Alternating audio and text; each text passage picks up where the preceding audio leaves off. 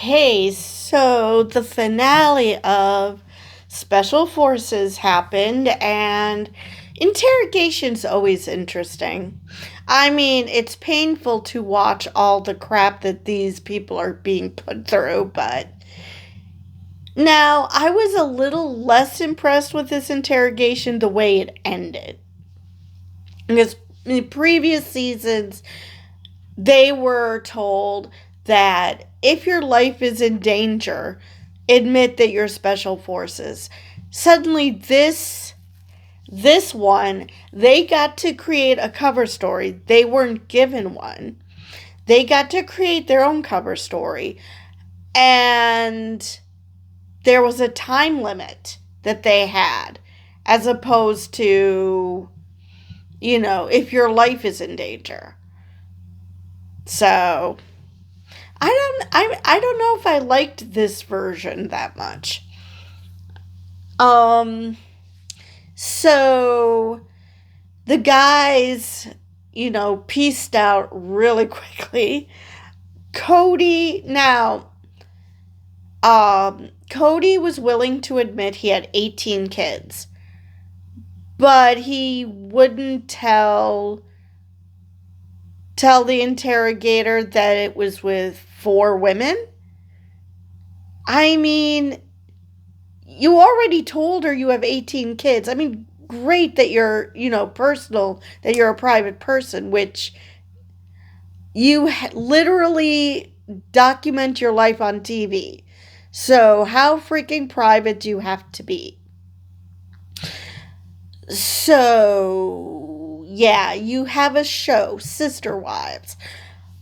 You know, you really can't claim that you're not wanting to talk about because you're a private person when you literally document it. So I think he was just being an ass to her because she's a woman. And which is what I expected, because he has this idea that he's somehow better than women. They even pointed out that he likes women, but at the same time, he sucks when dealing with them. But anyway, um, but he wasn't the first one out. Andrew was, because Andrew, this entire experience, looked petrified. Like he had no idea what to do, even though stayed with the cover story. Claims he didn't know the names of the people he was with, which I have to agree with the interrogator. How can you not know this? You leave your wife and kids, but you to go off with people you don't even know their names? I mean, and why did he lie about Sean? I mean, they're going to find out. Number one, Sean might tell the truth. Number two, once he sees her, it's gonna be flippin' obvious. Um, the only thing I didn't like about the interrogation, just like with the interrogation of Cody, she did not believe he had 18 kids, even though he does, because he didn't want to tell her it's with four different wives. I mean, seriously, you're already mentioning the cover story being podcasters. Why not mention your show, Sister Wives? And that this is, a new venture that you're doing or something. Why, lie about the fact that you're a polygamist? But anyway, same thing with Andrew. The interrogator would not believe him when he said his last name was East. And instead of him answering him when he asks again, he just clams up. I mean, all he can say is, I don't know what to tell you. My last name is East. I know it sounds strange and sounds made up, but, I don't know what to tell you. but he just clammed up. So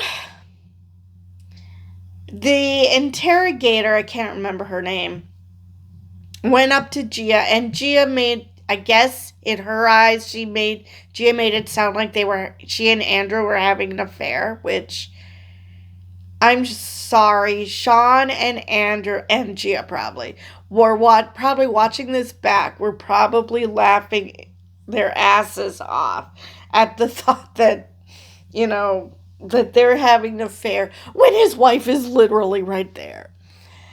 And she probably wouldn't have even brought that up if she knew that Andrew and Sean were married. Well, actually, she did, because Sean did mention it. But, So, yeah, like I said, Andrew looked petrified through this whole ordeal. And so they finally had to pull him. But first, Gia got dunked, which I don't know why.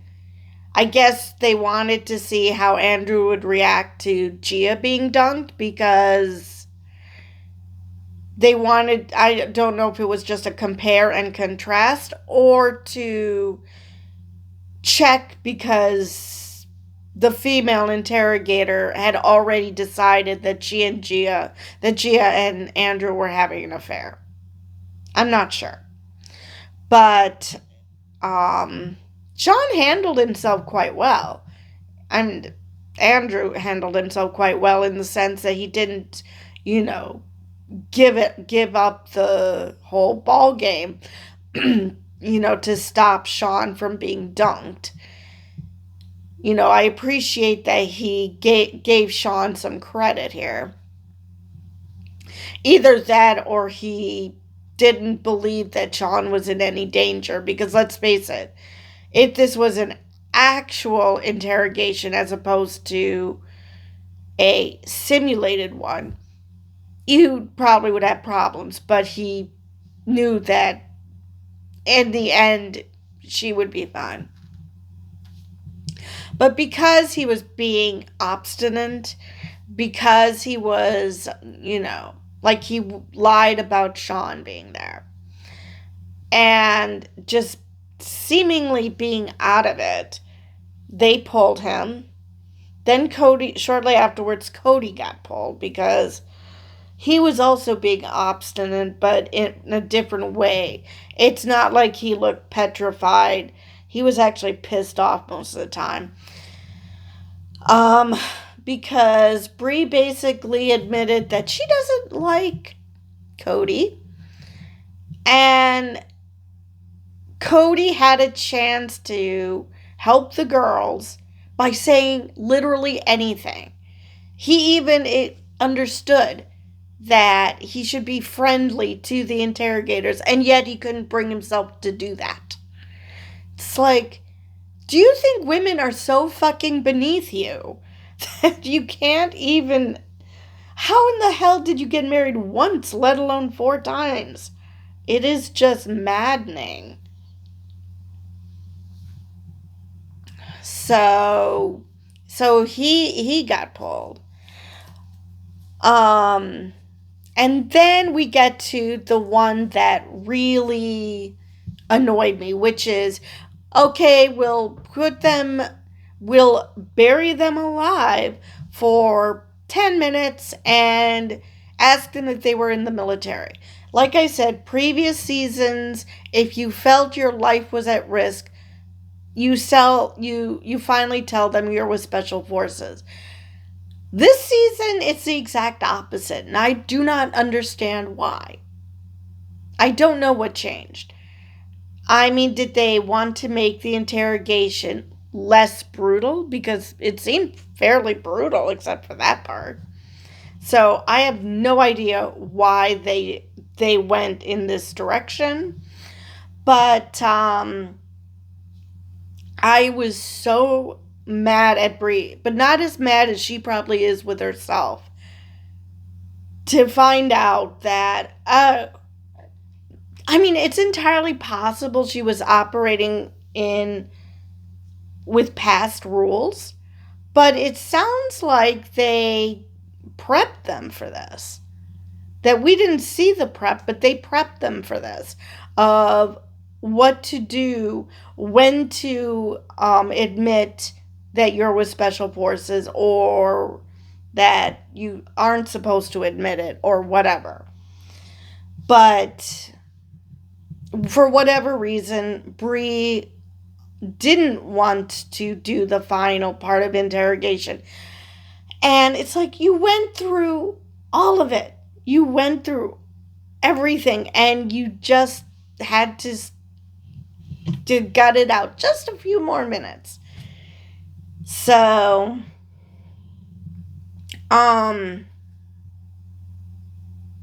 because if you think about it, I think it was the first season, they're being buried alive. I think that they were also just sitting there. I don't think that they were even throwing anything. Or maybe they were throwing sand on them. I can't remember now.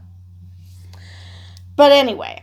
So yeah, I'm sure Bree is watching this back and just kicking herself so bad that she just blew it.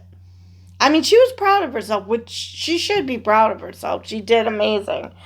But she was so close. Let's see. What else is there about this episode I wanted to mention? Oh, this is a bit shallow and petty, but what the hell was up with Rudy's hair? I mean, it was just like hanging there. It wasn't even bangs. It was just hanging there. It's like, I realized that, it's probably windy there. It's hot as hell. But what the heck? That was just bizarre to me, because I don't believe I saw it like that throughout the season. Just now it was like he didn't bother to comb it or something. It was just weird. Anyway, like I said, very petty, very shallow. Let me see, what else is there? It's always fun to watch the reactions of how the recruits are doing. Like when Bree finally admitted, and everybody's like, no! Because they are so pulling for them. Now, correct me if I'm wrong, because then they go through the drama of, but are you worthy of standing with us? Because Shauna and Gia were the only ones who made it through interrogation. Now, correct me if I'm wrong, but I don't believe it's ever happened that they made it to that point and they gave that speech, that dramatic speech about, but have you done enough? I don't believe they actually have turned anyone away at that point. So, I mean, I guess it's just for the TV, but, it's like, yeah, we made it because, they never actually. But, they changed the way they do interrogation slightly. So maybe they could have possibly done a curveball and said, no, you didn't do enough. But somehow I don't think they would. Let's see. I believe that is all I have for this episode. So with that, I will see you guys in the next video.